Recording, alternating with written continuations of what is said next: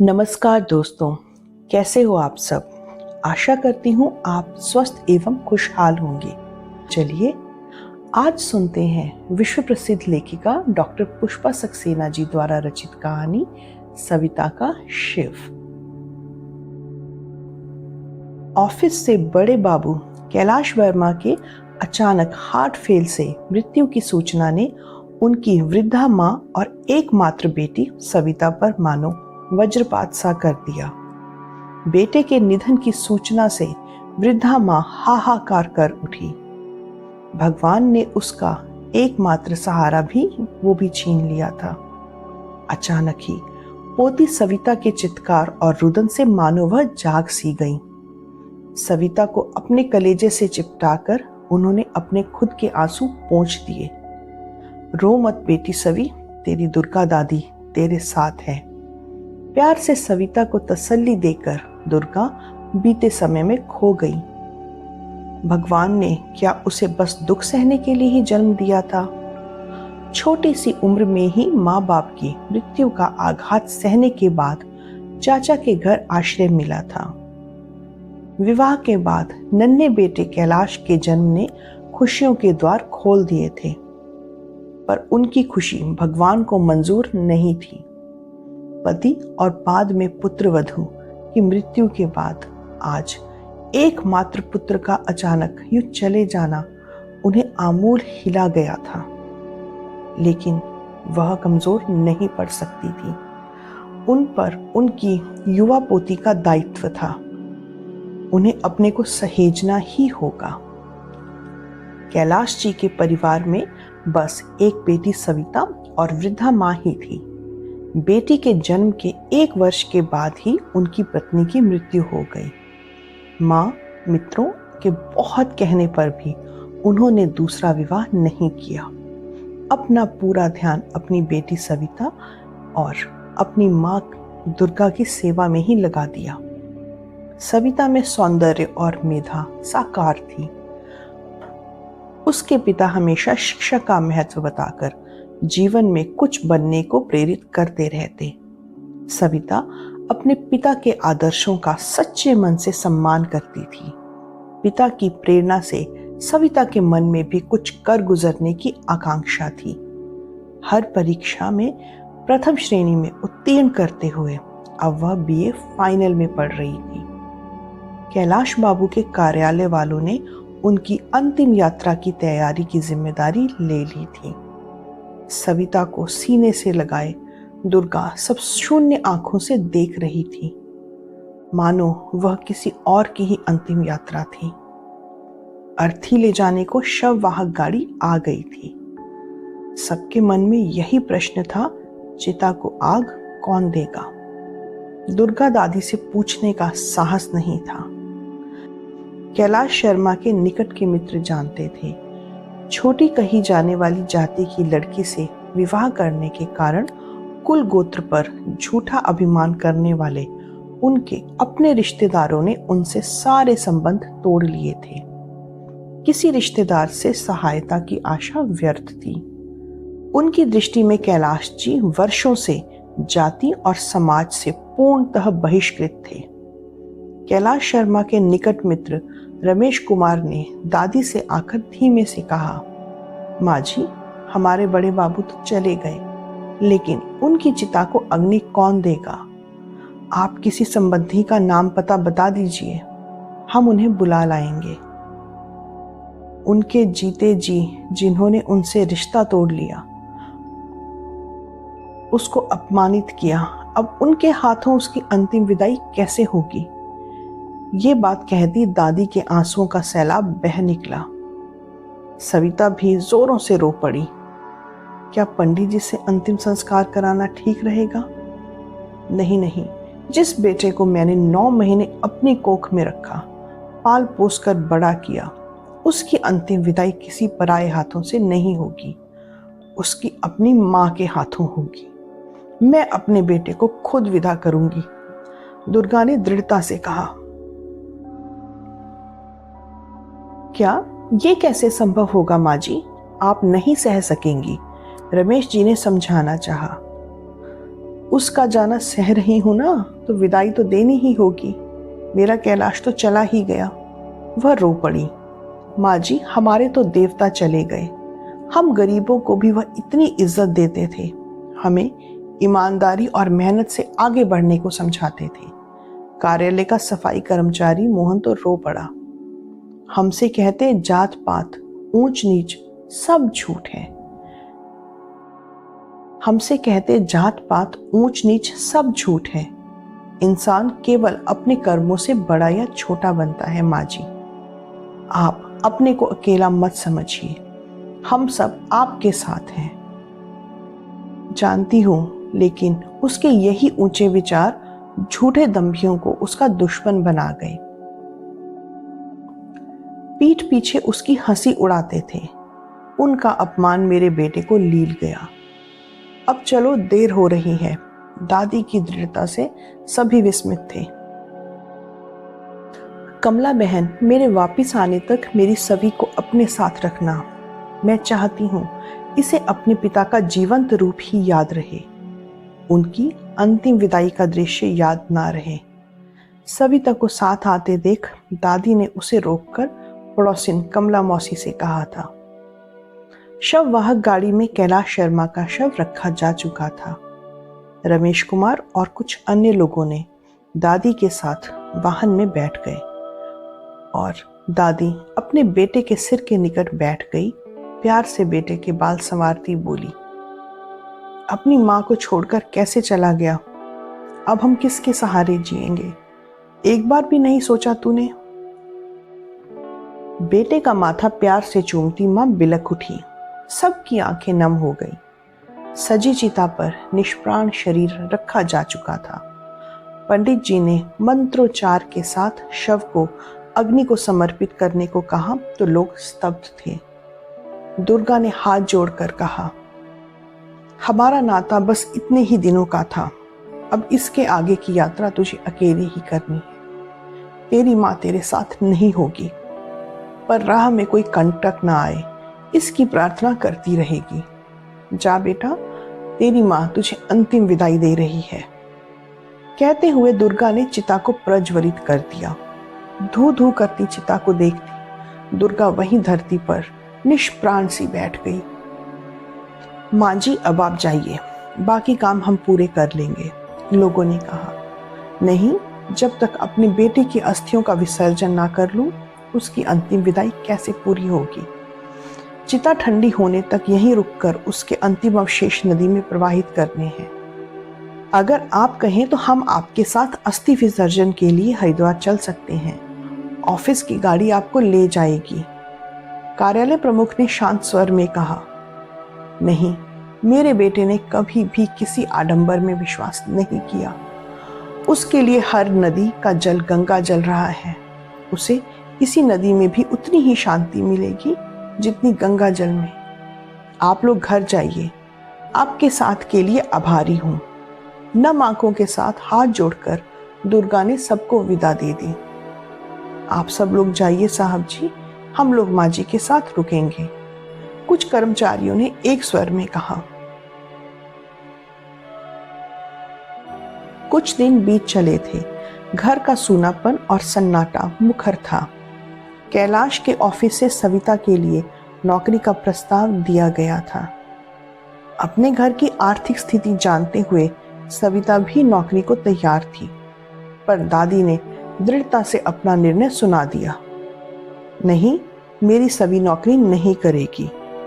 मेरे बेटे का सपना था उसकी बेटी खूब पढ़ाई करे और कुछ बनकर अपने परिवार का नाम रोशन करे। मैं अपने बेटे का सपना पूरा करूंगी। अपने पति का बड़ा सा पुश्तैनी घर बेचकर शहर से कुछ दूरी पर दादी ने एक छोटा सा घर ले लिया।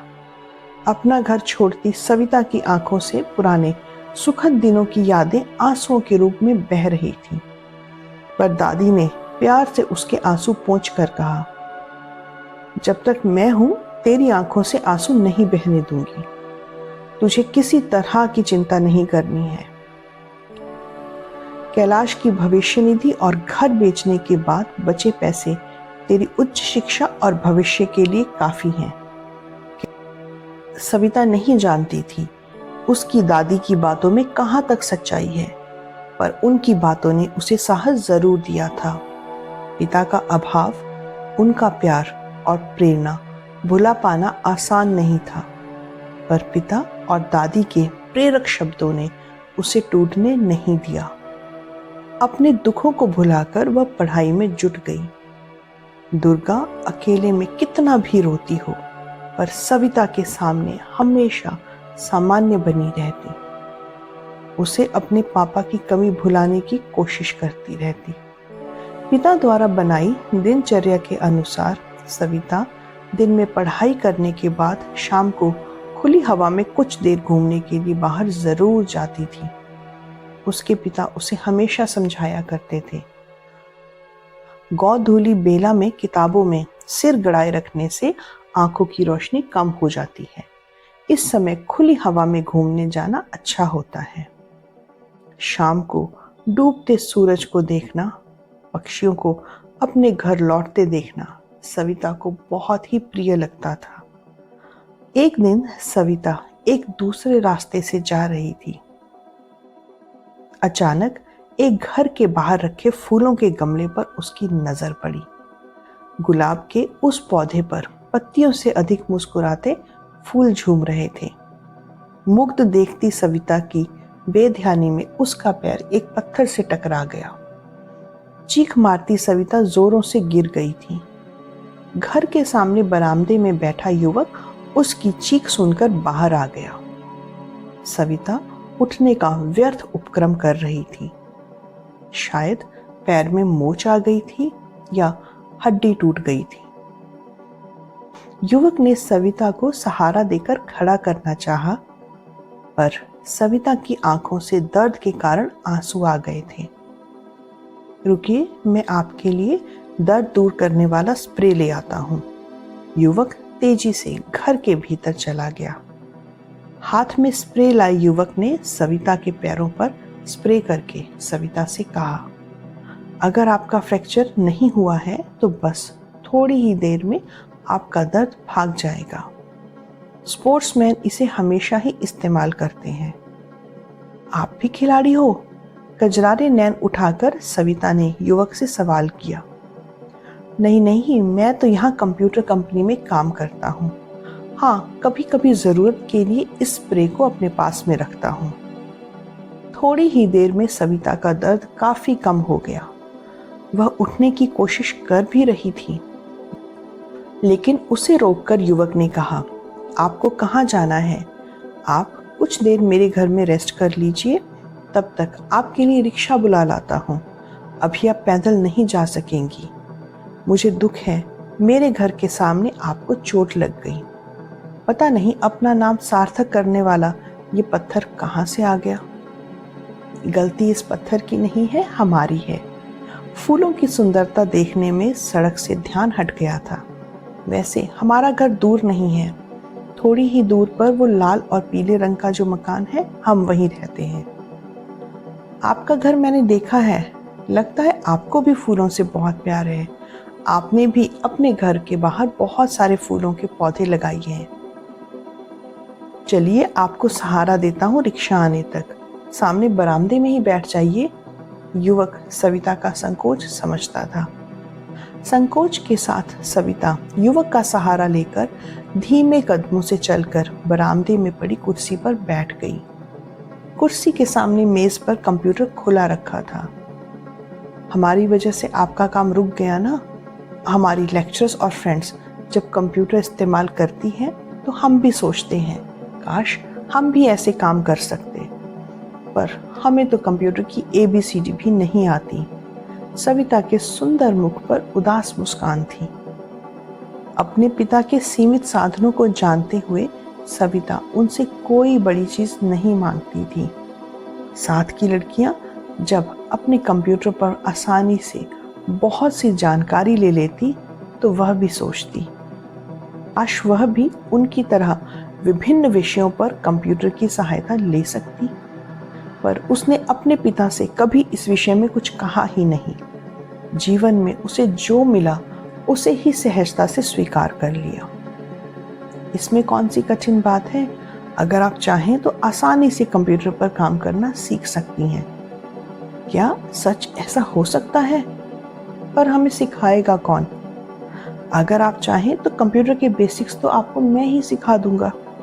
शनिवार और इतवार को मेरा ऑफिस बंद रहता है। इस शहर में नया आया हूँ, कोई मित्र नहीं है। मेरा समय अच्छे काम में बीतेगा। युवक के मुख पर मीठी मुस्कान थी। लेकिन आप हमें कैसे सिखा सकते हैं? हमारे पास तो कंप्यूटर ही नहीं है, सच्चाई से सविता ने कहा। ये कोई बड़ी समस्या नहीं है। मुझे ऑफिस से नया लैपटॉप मिला है। मेरा पुराना लैपटॉप बेकार पड़ा है। आप उस पर सीख सकती हैं। लेकिन हम आपका लैपटॉप कैसे ले सकते हैं? वो तो बहुत महंगा होगा, संकोच से सविता ने पूछा। अपनी पुरानी चीजें बेचने की मुझे आदत नहीं है। अगर वो किसी के काम आ जाए तो मुझे खुशी होती है। जब आपका नया लैपटॉप आ जाएगा तो ये पुराना किसी और को दे दीजिएगा जिसे उसकी ज़रूरत हो। पहले कंप्यूटर सीखने का पक्का निर्णय तो ले लीजिए, मुस्कुराकर युवक ने कहा। तभी रिक्शा आ गई। रिक्शा देखकर सविता धीमे से उठकर खड़ी हो गई। ताज्जुब था, अब पैर का दर्द नामालूम सा था। रिक्शे पर बैठने से पहले युवक ने एक सुंदर सुर्ख गुलाब तोड़कर सविता को दिया और कहा, ये इस गुलाब का माफीनामा है जो एक फूल जैसी सुंदर लड़की का अपराधी बन गया। वैसे क्या मैं आपका नाम जान सकता हूँ? जी धन्यवाद। इस सुंदर फूल को दोषी मत बनाइए। हम कोई सुंदर भी नहीं हैं। हमारा नाम सविता है। और आप? सविता के चेहरे पर लाज की लालिमा थी। शिव कुमार, पर मुझे सिर्फ शिव कहलाना ही पसंद है। आपसे भी यही नाम सुनना चाहूँगा। उम्मीद करता हूँ हम फिर जल्दी मिलेंगे। सविता की चोट से दादी घबरा गई, पर सविता ने पूरी बात बता स्प्रे दिखाया। दादी को तसल्ली देकर सविता सोचती रह गई, क्या वह सच में कंप्यूटर सीख सकेगी? मन में उत्साह भी था। दूसरे दिन सविता ने दादी को अपने कंप्यूटर सीखने की इच्छा बताकर कहा था, दादी हम कंप्यूटर सीखना चाहते हैं। आज की दुनिया में कंप्यूटर का प्रयोग बहुत ज़रूरी है। आगे भी वो हमारे काम आएगा। कल जिन शिव कुमार से मिली थी वह सिखाने को तैयार हैं। ये तो बहुत अच्छी बात है कि तू आगे पढ़ना चाहती है, कुछ सीखना चाहती है, पर ऐसे ही किसी अनजान इंसान पर भरोसा करना ठीक नहीं होता। तू बहुत भोली है। उससे पहले मुझे उससे मिलना होगा। ठीक है दादी, उनसे कहेंगे वह आकर मिल जाएंगे। कल शनिवार है, वह आ सकते हैं। नहीं नहीं बेटी, ये हमारा काम है, हम खुद उसके घर चलेंगे। थैंक्स दादी, तुम बहुत प्यारी हो। खुशी से दादी के गले से लिपटकर सविता बोली। सवेरे की प्रतीक्षा में सविता को नींद आनी मुश्किल थी। पता नहीं शिव कुमार से मिलकर दादी क्या फैसला लेंगी। वैसे तो वो बहुत अच्छे इंसान हैं। सुबह जल्दी तैयार होकर सविता दादी की प्रतीक्षा कर रही थी। दादी के साथ शिव के घर पहुंचे। बंद दरवाजे की बेल बजाने पर एक छोटे से लड़के ने द्वार खोला। आप कौन हैं? किन से मिलना है? लड़के ने पूछा। कौन है राजू? आवाज सुनकर शिव स्वयं दरवाजे पर आ गया था। अरे आप, अचानक पैर तो ठीक है आपका? शिव घबरा सा गया। हाँ, हमारा पैर बिल्कुल ठीक है। ये हमारी दादी हैं, आपसे मिलकर बात करना चाहती थी और हमें आपका स्प्रे भी लौटाना था।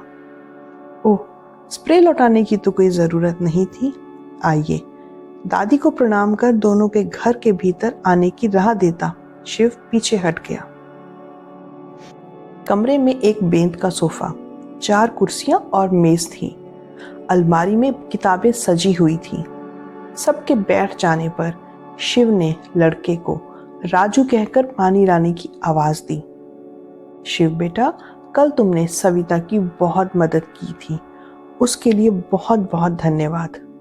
सविता ने कल तुम्हारे साथ जो बातें हुई मुझे बताई हैं। इसके पिता नहीं रहे। मैं आज के ज़माने और पढ़ाई के बारे में कुछ नहीं समझती।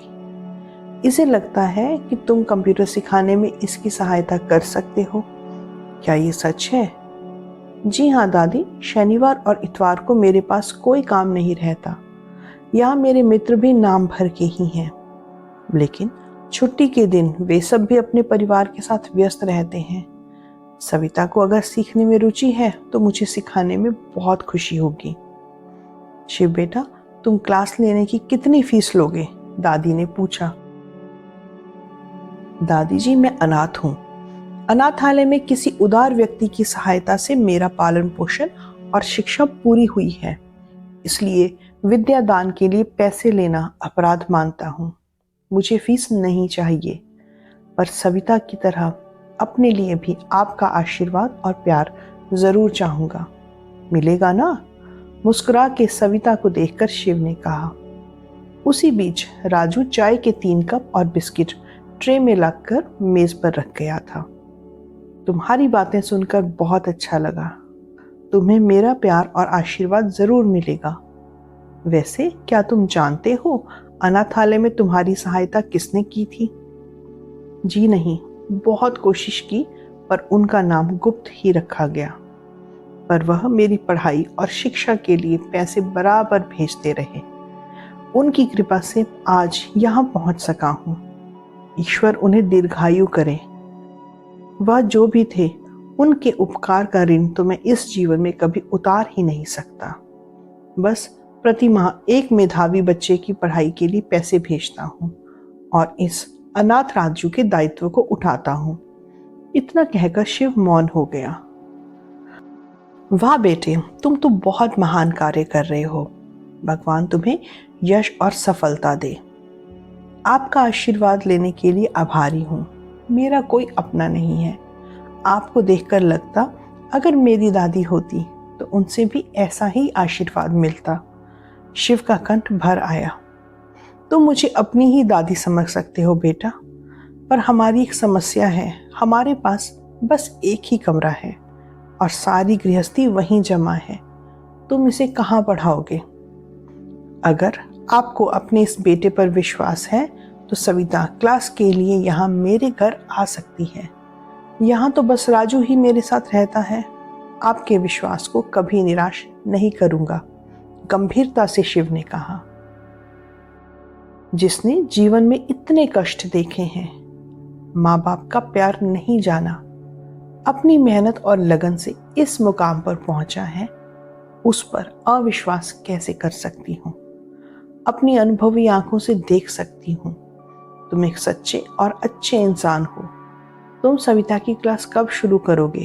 दादी ने सीधा सवाल किया। अगर सविता तैयार है तो क्लास का श्री गणेश आज आपके आशीर्वाद से ही किया जा सकता है। इससे अच्छी बात क्या होगी? सविता तो क्लास शुरू करने के लिए दीवानी है।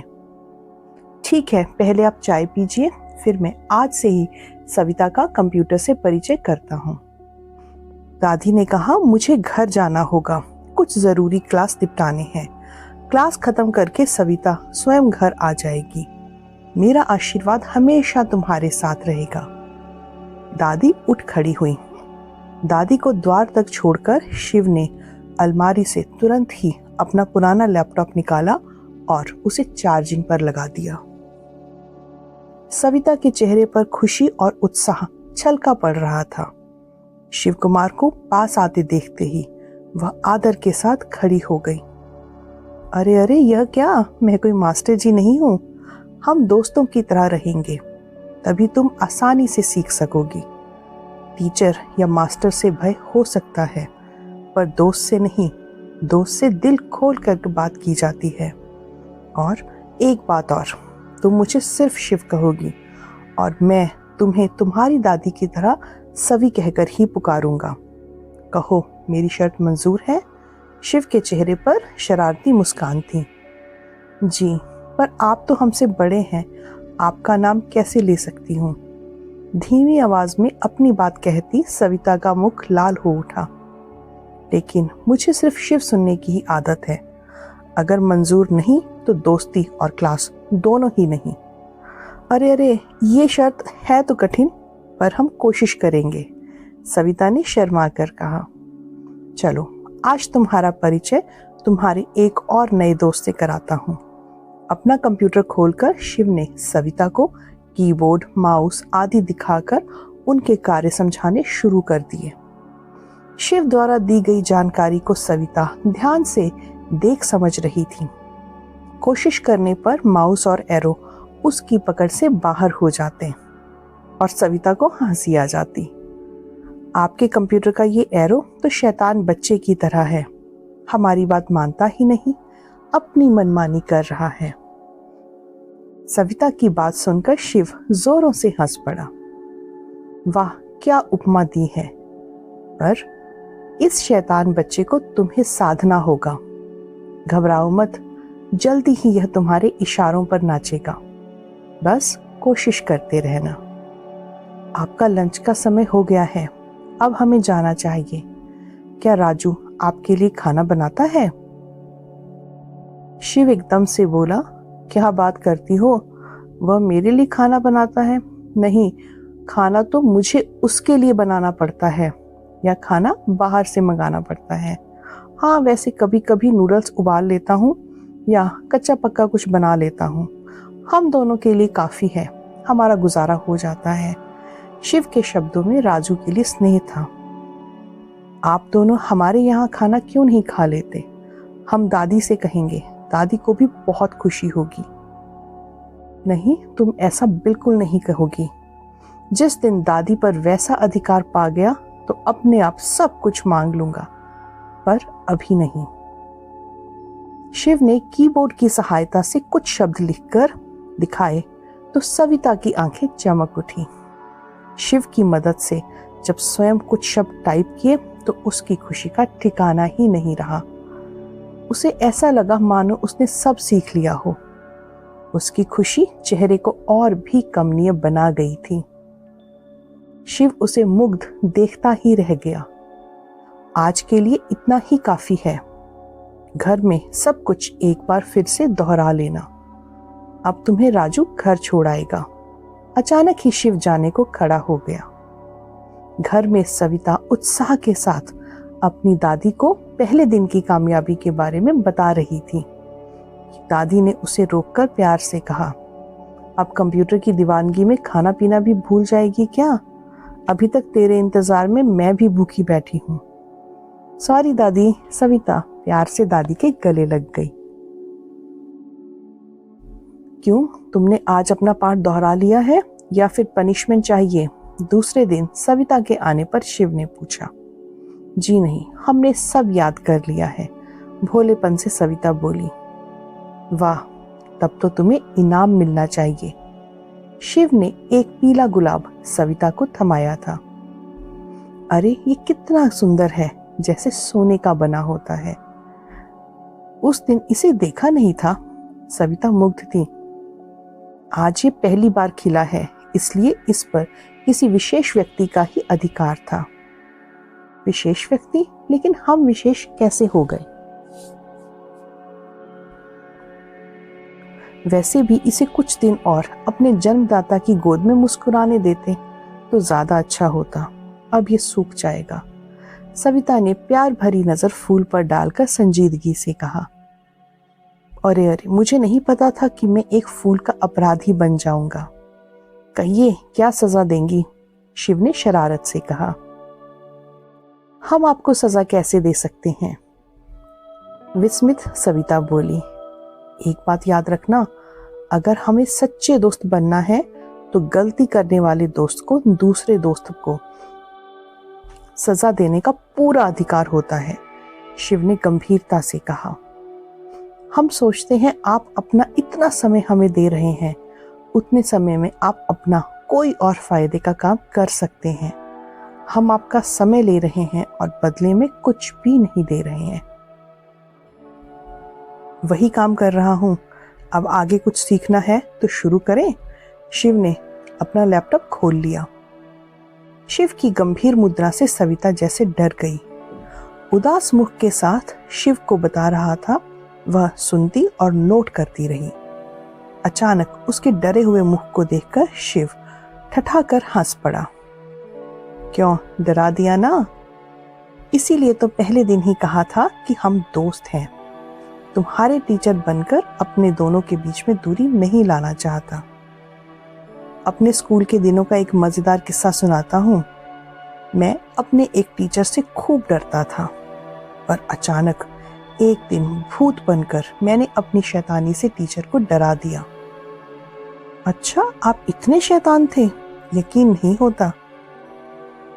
शिव के भूत बनकर टीचर को डराने के किस्से को सुनकर सविता खिलखिला के हंस पड़ी। तुम ऐसे ही हंसती हुई अच्छी लगती हो। सीरियस चेहरे वाली लड़की को काम सिखाने में मजा नहीं आता। जीवन में हंसी का बहुत महत्व है, हमेशा हंसते रहना। घर में भी सविता बहुत देर तक शिव की बातें मन ही मन दोहराती रहती। अचानक उसका मूड अच्छा हो गया। इससे पहले उसने अपने लिए कभी भी ऐसी बातें नहीं सुनी थी। कंप्यूटर सीखने के चक्कर में कभी अपनी पढ़ाई नेग्लेक्ट मत कर देना। 2 महीने के बाद फाइनल एग्जाम्स हैं। फर्स्ट डिवीजन लाओगी तो यूनिवर्सिटी में एडमिशन आराम से हो जाएगा। शिव ने सलाह दी। जी, हम पूरी मेहनत कर रहे हैं, आपको बिल्कुल भी निराश नहीं करेंगे। दिन बीत रहे थे। शिव के साथ सविता बहुत सहजता से बातें कर लेती थी।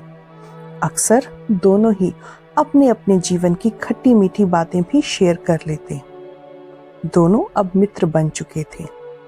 अक्सर शिव अनाथालय के अपने एकाकी जीवन की बातें सुनाकर अपनी उदासी से सविता को भी उदास कर देता था। काश सविता के पिता की तरह उसे भी अपने पिता का स्नेह मिल पाता। उनके ना रहने पर भी स्मृति में तो पिता हमेशा साथ रहते हैं। वैसे दादी कभी कभार शिव को बुलाकर प्यार से उसका मनपसंद खाना खिलाती और राजू के लिए भी पैक करके भेज देती। सविता और दादी के साथ शिव को अपने आप में पूर्णता नजर आती और शिव के साथ सविता का मन भी खिल उठता। एक दिन राजू ने आकर बताया, पिछले 2 दिनों से शिव को तेज बुखार था। ठीक से बात भी नहीं कर पा रहे थे। शिव की बीमारी की बात ने सविता को बेचैन कर दिया। दादी ने सुना तो निर्णय लेने में देरी नहीं की। शिव तुझे बिना कोई फीस लिए अपना समय देता है। वह यहाँ अकेला है। यहाँ क्या, वो तो पूरी दुनिया में अकेला है। इस वक्त हमें उसकी मदद करनी चाहिए। हम दोनों शिव के घर चलकर उसकी देखभाल कर सकते हैं। हमें नहीं भूलना चाहिए कि मुश्किल के समय कभी हमारी भी किसी ने मदद की थी। तुम बहुत अच्छी हो दादी। ऐसा करते हैं, उनके लिए कुछ खाने का सामान और फल भी साथ ले लेते हैं। दादी के साथ जब शिव के घर पहुंची तो उसकी स्थिति ने सविता को द्रवित कर दिया। शिव का हंसता हुआ चेहरा ज्वर की तेजी से कुम्हला गया था। एकाकी बच्चे की तरह निरीह शिव को देखकर सविता का मन भर आया। राजू ने बताया, साहब ने कल रात सामने से चाय मंगाकर पी है, कुछ खाया भी नहीं और हमें तो खाना बनाना आता भी नहीं। दादी ने शिव के किचन में अपने साथ लाया सामान सजाकर सबसे पहले शिव के लिए सूजी की खीर बना दी। फिर खीर सविता को देकर कहा, इसे खाने से शिव को ताकत मिलेगी। हम तब तक रसोई ठीक कर लेते हैं, तुम शिव को ये खिला दो। शिव का किचन एक बैचलर के अनुसार अव्यवस्थित था। एक तो डिब्बे गंदे मंदे पड़े थे, उनमें सिर्फ दाल चावल भरा था। दादी पर कृतज्ञ दृष्टि डाल सविता ने शिव को जगाया था। उठिए जनाब, बहुत आराम हो गया। पहले दादी की बनाई मीठी खीर खाइए, फिर कड़वी दवा मिलेगी। दादी के नाम से शिव सजग हो गया। हाँ, सविता ने यही तो कहा है, तभी तो दादी भी आई हैं। कैसा मन है बेटा? अब डरने की कोई बात नहीं है। हम आ गए हैं, तुम जल्दी ठीक हो जाओगे, दादी ने प्यार से कहा। सविता और दादी को शिव हैरानी से देख रहा था, पर चेहरे पर आश्वस्ति स्पष्ट थी। आपको तकलीफ होगी दादी, मुश्किल से शिव कह उठा। अरे नहीं, अपने बेटे के घर में कैसी तकलीफ। आप चुपचाप बैठो और जल्दी से खीर खाकर बताओ कैसी बनी है। उसके बाद मैं तुम्हारे खाने के लिए खिचड़ी बनाती हूँ, कहती हुई दादी किचन में चली गई। कुछ खाने से ताकत आएगी, आप प्लीज 1-2 चम्मच खा लीजिए। ज्वर की तेजी के कारण मुश्किल से पूरी आंखें खोल सविता को देख शिव के चेहरे पर रंग आ गया था। तू मुझे छोड़कर मत जाना। उसकी आवाज जैसे कहीं गहरे से आ रही थी। नहीं जाऊंगी, पर पहले ये खीर खानी होगी, चम्मच शिव के मुंह की तरफ बढ़ाकर सविता ने कहा। भोले बच्चे की तरह शिव ने चुपचाप मुंह खोलकर खीर खा ली। 2-3 चम्मच के बाद शिव ने और लेने से मना कर दिया। सविता ने राजू से पूछा, तेरे साहब ने किस डॉक्टर की दवाई ली है? 2 घर छोड़कर एक डॉक्टर साहब रहते हैं, हम ही जाकर उनसे दवाई ले आए थे। दवाई के नाम पर एस्पिरिन की 3 गोलियां थीं। डॉक्टर के घर का पता पूछकर सविता डॉक्टर के पास जा पहुंची।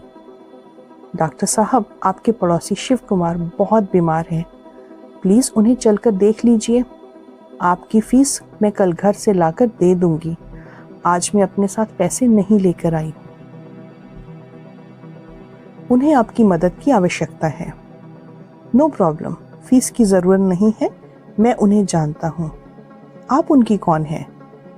मैं उनकी स्टूडेंट हूँ। चलिए चले, सविता ने कहा। डॉक्टर ने शिव का अच्छी तरह से चेकअप किया, कुछ दवाइयां लिखकर सविता को थमा दी और कहा, घबराने की कोई बात नहीं है, 1-2 दिनों में बुखार उतर जाएगा, बस इनके खाने पीने और आराम का ध्यान रखिएगा।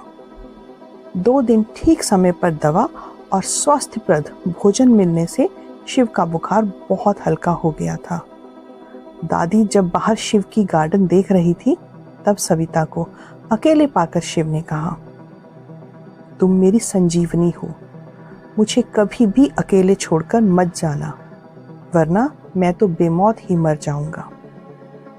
ऐसी बातें करना ठीक नहीं है, अभी हमें अपनी पढ़ाई पूरी करनी है, अपने पापा का सपना पूरा करना है, गंभीरता से सविता बोली। माफ करना, पर अपने दिल पर काबू नहीं रख सका। जिस दिन से मैंने तुम्हें देखा है, बस तुम्हारे बारे में ही सोचता रहता हूँ। तुम हो ही ऐसी, बुद्धि और सौंदर्य दोनों तुमसे साकार हैं, पर मुझे अपने पर कंट्रोल रखना चाहिए था। भूल गया था, मैं तो तुम्हारे योग्य ही नहीं हूँ। शिव की आवाज में एक उदासी थी। आप माफी मत मांगिए, हमें अपराध बोध होगा। अब आप ठीक हैं, राजू को सब समझा दिया है, वह आपकी देखभाल बहुत अच्छे से कर लेगा। अब हमें आज्ञा दीजिए। नाराज होकर जा रही हो सवी, मैं बहुत बदकिस्मत हूँ। प्यार देने वाले माता पिता भी मुझे अकेला छोड़ गए थे। तुमने मुझे क्यों बचा लिया? मेरा मर जाना ही ठीक होता। सविता ने सच्चाई से कहा, अब अगर आप ऐसी बातें करते रहेंगे तो हम सच में आपसे नाराज हो जाएंगे। घर वापस लौटी सविता को उदास देखकर दादी ने स्नेह से पूछा, तू परेशान दिख रही है? शिव बेटा तो अब ठीक है ना? तेरी परीक्षा निकट है, पढ़ाई पर ध्यान दे। हाँ दादी, सोचती हूँ परीक्षा होने तक कंप्यूटर क्लास भी ना करूं। जैसा तू ठीक समझे, कहकर एक गहरी दृष्टि सविता पर डालकर दादी काम में लग गई। अकेले में सविता को शिव की कही बातें याद आकर उसे बेचैन कर देती। किताबें खोलने पर शिव का उदास चेहरा पृष्ठों में उभर आता। सविता परेशान हो जाती। ये उसे क्या हो गया है? कहीं वह भी तो शिव को चाहने नहीं लगी है? सोच में डूबी सविता को अचानक से दादी ने आकर चौंका दिया था। तेरे मास्टर जी आए हैं, बाहर इंतजार कर रहे हैं, अंदर आने को तैयार ही नहीं है।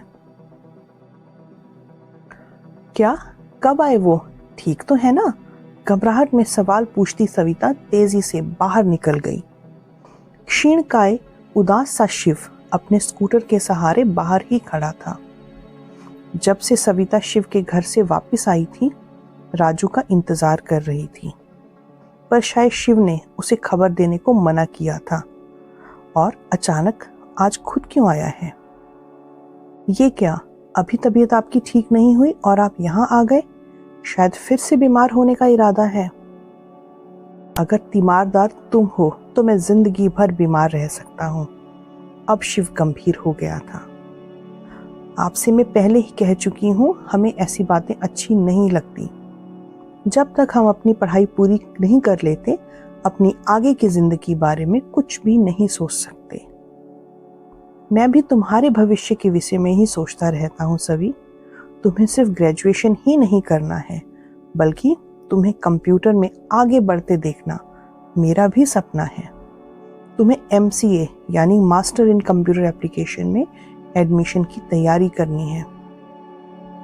क्या ये सच में हो सकता है?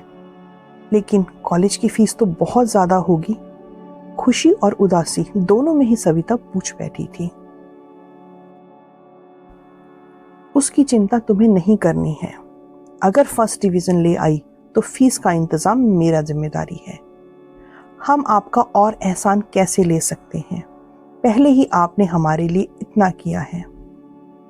तुमने मुझे नई जिंदगी दी है सभी।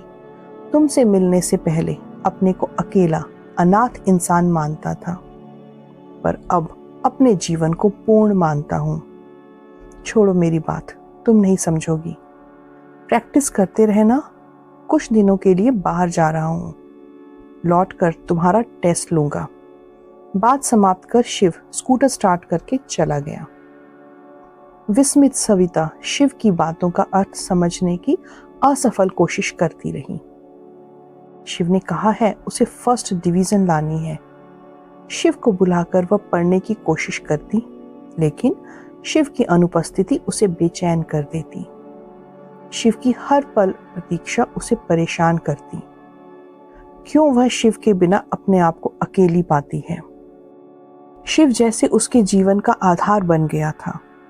उसे अनमनी देख अचानक एक दिन दादी ने पूछ ही लिया, मुझे आजकल शिव की बहुत चिंता रहती है सवी। क्यों दादी, उन्हें क्या हुआ? अब तो वह बिल्कुल ठीक है। उसकी आयु विवाह की है, पर उसके लिए कौन चिंता करेगा? वैसे भी लड़की के विवाह के समय उसके माता पिता लड़के के अलावा उसके परिवार को भी जांचते हैं। लेकिन शिव तो अनाथालय में पड़ा है। उसके विषय में न जाने क्या सोचेंगे। उन्हें उसके जन्म से जुड़ी बातों के विषय में शंका भी तो हो सकती है। ये तो बहुत गलत बात है दादी। शिव जैसे अच्छे इंसान बहुत कम ही होते हैं। पापा तो कहते थे ना, इंसान अपने कर्मों से जाना जाता है, जन्म से नहीं। तुम ही सोचो दादी, अगर तुम नहीं होती तो क्या मुझे भी अनाथालय नहीं जाना पड़ता? हम तो कहते हैं कि वो लड़की बहुत भाग्यवान होगी जिसका नाता शिव के साथ जुड़ेगा। उत्तेजना से सविता का सुंदर चेहरा लाल हो गया। अगर तेरा यही मानना है तो मुझे तेरी बात मानने है। अब दादी के मुख पर हल्की शरारती मुस्कान थी। सविता के मन की बात जान दादी ने मन ही मन शिव को अपने दामाद के रूप में चुन लिया। सविता के विवाह की तैयारी दादी को अकेले ही करनी होगी। ऐसा सोचकर दादी अपने एक पुराने परिचित दुकानदार से बात करने गई थी। उन्हें क्या पता, उसी दुकानदार के जरिए बात कैलाश जी के कुछ रिश्तेदारों तक पहुंच गई। एक दिन अचानक सविता की अनुपस्थिति में कैलाश जी के कुछ रिश्तेदार दादी के पास पहुंचकर चिल्लाने लगे, क्या चाहती हो भाभी? कैलाश भैया तो अपनी एक गलती के कारण चले ही गए, अब उनकी बेटी को कुएं में धकेल रही हो? एक नाजायज अनाथ के साथ उसे बांध रही हो? कैलाश जी के छोटे भाई ने रिश्ता दिखाते हुए कहा। अच्छा, अब तुम्हें रिश्तेदारी याद आ गई? उस वक्त तुम कहाँ थे जब कैलाश हम दोनों को अकेला छोड़ गया था? उस वक्त सविता की याद नहीं आई तुम लोगों को? तुमने ही तो बहिष्कार करके उससे नाता तोड़ दिया था। कितना अकेला और दुखी था मेरा बेटा। दादी ने अपनी आंखों को आंचल से साफ किया। कैलाश भैया ने गलती की थी और अब तुम भी वही गलती करने जा रही हो। तुम्हारा शिव न जाने किस पाप का फल है। हम ये रिश्ता नहीं होने देंगे। ये हमारे सम्मान का प्रश्न है। खबरदार, अब मेरे होने वाले दामाद के खिलाफ एक शब्द भी मुंह से निकाला तो मुझसे बुरा कोई नहीं होगा। मेरे बेटे की मौत पर भी मेरी और सविता की याद नहीं आई थी। सब समझती हूँ, तुम लोगों की नीयत अब मेरे इस घर और पैसों पर है। सोचते होगे बुढ़िया के मरने के बाद सब कुछ मेरी सविता से आसानी से छीन लोगे, पर भगवान ने हमारी सवि को शिव का साथ दिया है। हम अब अकेले नहीं हैं। निकल जाओ मेरे घर से, वरना मैं पुलिस को बुलाऊंगी। दादी ने हाथ में लाठी उठाकर रौद्र रूप धारण कर लिया था। दादी के उस रूप से वे डर गए और बाहर जाने में ही भलाई समझी। वे लोग भी जानते थे कि दादी की बातों में सच्चाई थी। उनके जाने के बाद दादी ने शांत होकर पानी पिया और इस विषय में सविता से कोई भी बात ना करने का निर्णय लिया। यह भी सोच लिया अब बिना किसी तामझाम के जल्दी ही सविता का विवाह शिव के साथ कर देगी। परीक्षा समाप्त हो गई। सविता को फर्स्ट डिवीजन आने की पूर्ण आशा थी। तभी एक दिन अचानक शिव ने आकर उन्हें चौंका दिया। तुम आ गए शिव, इतने दिन क्यों लगा दिए, कहाँ गए थे? खुशी से उमगती सविता इतना ही पूछ सकी। सच कहो सवी, क्या तुम मुझे मिस कर रही थी? सविता पर सीधी नजर डालकर शिव ने पूछा। हाँ नहीं, सविता हड़बड़ा गई। कोई उत्तर बन ही नहीं पा रहा था उससे।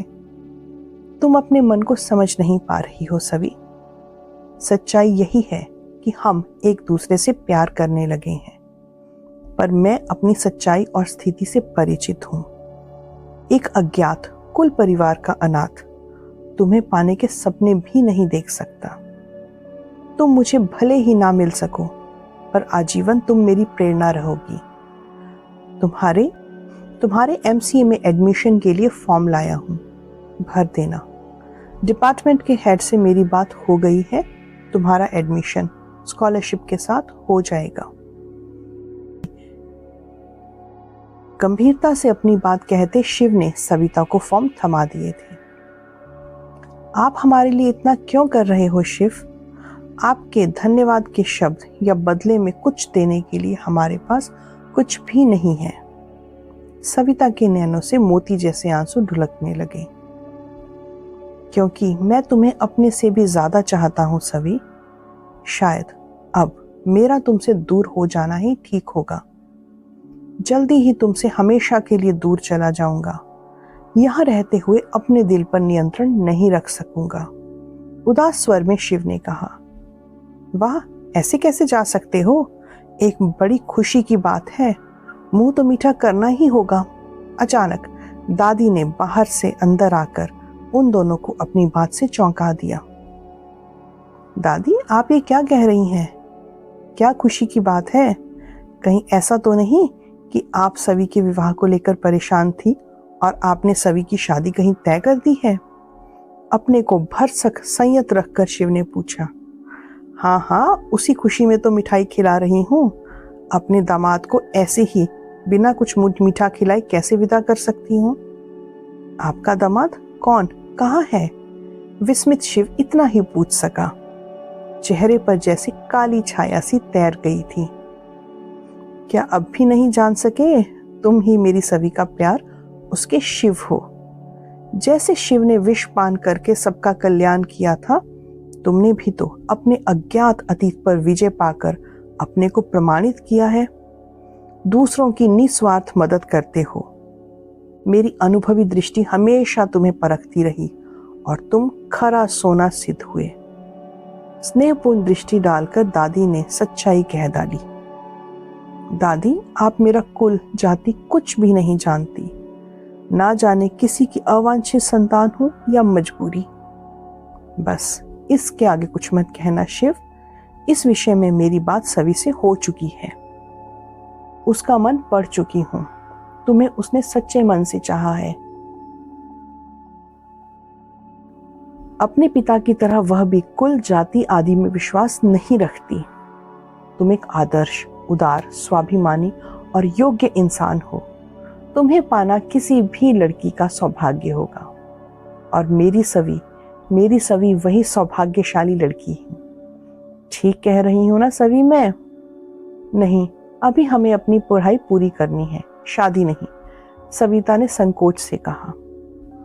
इसीलिए तो तेरी शादी तेरे मास्टर जी से कराने का ही निर्णय लिया है, ताकि तू पढ़ाई भी अपनी आराम से पूरी कर सके। वैसे अगर तुझे मंजूर नहीं तो यह रिश्ता नहीं होगा। क्यों शिव, ठीक कह रही हूं ना मैं? दादी के स्वर में मजाक स्पष्ट था। जी दादी, आप बिल्कुल ठीक कह रही हैं। अगर सब ये नहीं चाहती तो मैं भी शादी करने के लिए तैयार नहीं हूँ। शिव ने भी अब दादी का साथ दिया। जाइए, आप दोनों से हम नहीं बात करते। दादी के सीने पर अपना मुख छिपाकर सविता बोली। तेरे मन की ही तो कर रही हूँ पगली। प्यार से सविता के माथे को चूमकर दादी ने कहा।